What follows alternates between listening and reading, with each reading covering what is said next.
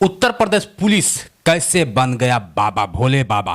मैं आज कहानी कहने जा रहा हूं हाथरस की। कहानी क्या है समझ लीजिए कि कितनी दर्दनाक हादसा हुआ है एक बाबा को लेकर। अगर बात किया जाए तो सत्संग की तैयारी चलती है और सत्संग में कम से कम सूत्रों के हवाले से पता चलता है कि 150 से पार लोगों की जानें जा चुकी है और उसका कारण है सूरजपाल जाटव।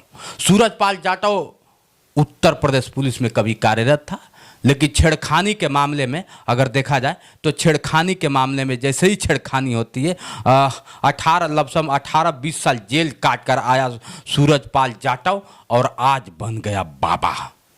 सोचिए, आपने देखा होगा ये हम भारत बताया जाता है कि ऋषि मुनियों का जगह है, यहाँ पे महापुरुष हुआ करते थे। लेकिन इसको देखेंगे आप तो ये कभी क्या होता है कि कोई ना गेरुआ वस्त्र है, ना पीला वस्त्र है, ना बाबा का कोई चलन है। इनको टाई बेल्ट के साथ साथ काला चश्मा इनको लगना चाहिए। जिस तरह से मेरे बैकग्राउंड में आप देख रहे हैं, आज भी वो चीखे, वो चिल्लाहट कम नहीं हो रही है। अब मैं बताने जा रहा हूँ कि बाबा कैसे छेड़खानी में क्या होता है कि पड़ा। बाबा कभी उत्तर प्रदेश का पुलिस हुआ करता था। पुलिस होने के बाद क्या होता है कि किसी लड़की के साथ छेड़खानी करता है तो पुलिस से निलंबन कर दिया जाता है। उसके बाद उत्तर प्रदेश हादसे, अगर जिस तरह से उत्तर प्रदेश हाथरस की हादसा की बात कर लिया जाए तो सिकंदरा राव इलाके के पुलराई गांव के में आयोजित किया गया था यह कार्यक्रम। सच्चाई तो है कि बाबा क्या होता है कि बाबा के कार्यक्रम में लगभग 150 से ज़्यादा लोगों की मौत हो गई। बाबा विश्व ही नहीं, बाबा को कई नाम से जाना जाता है। बाबा को विश्व ही हरि के नाम से भी जाना जाता है, भोले बाबा के नाम से भी जाना जाता है। आपको शायद पता नहीं होगा तो जान लीजिए। भोले बाबा उर्फ सूरजपाल कासगंज जिले के पटियानली के बहादुरपुर गाँव का निवासी है। छेड़खानी के मामले में सूरजपाल उर्फ भोले बाबा लगभग 18 वर्षों से जेल में रहा।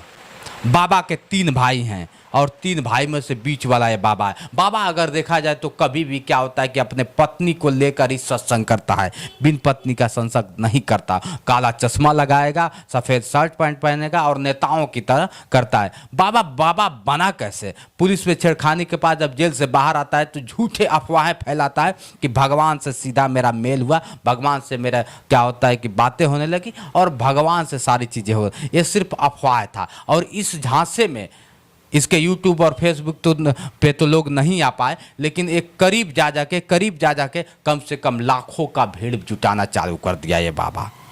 आपने बहुत सारे बाबाओं को सुना होगा, राम रहीम को सुना होगा, आसाराम बापू को सुना होगा। आज तरह तरह के बाबा हैं जिस तरह से हमारे उत्तर प्रदेश और पूरे भारत में छाए हुए हैं, लेकिन बाबाओं की कहानी इसी तरह है। क्या आपको लगता है कि ऐसे बाबाओं पे भरोसा करना चाहिए? और 150 लगभग 150-200 मौत का जिम्मेदार बाबा आज तक इसका FIR क्यों नहीं हुआ?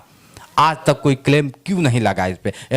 दूसरी चीज़, ये बाबा भाग रहा है। इसके जो अनुयायी थे, इसके साथ जो चलते थे, ये जहाँ जाता था इसके अनुयायी बढ़ते जाते थे और अनुयायियों के आधार पे एक काम करता था। ये भी बताया जाता है कि क्या होता है कि बाबा कभी क्या होता है कि किसी से पैसा नहीं लेता था, लेकिन इतना बड़ा साम्राज्य कैसे खड़ा हुआ? कई ट्रस्ट इसके चलते हैं, कई अगर देखा जाए तो इसके जड़ जमीन बहुत काफ़ी हैं।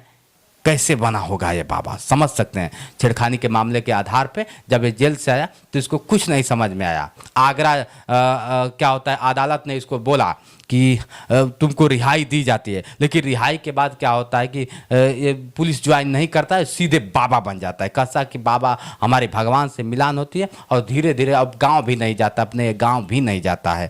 आज अगर जिस तरह से देखा जाए तो त्राहिमाम पड़ा है। इसके जिम्मेदार है कौन? आप लोग कमेंट करके बताइए। हाँ, ऐसे बाबा का सत्संग लगेगा तो क्या आप लोग जाएंगे या नहीं जाएंगे? कमेंट करके बताइएगा। दोस्तों, कहीं ना कहीं ऐसे बाबाओं को हमें धिक्कार देना चाहिए, हमें भगा देना चाहिए, हमें इनको क्या होता है बहिष्कार करना चाहिए। ऐसे बाबाओं को अगर देखा जाए तो हमें अपने करीब नहीं लाना। और बाबा पे क्या भरोसा करना? विज्ञान हमारा कमज़ोर नहीं है।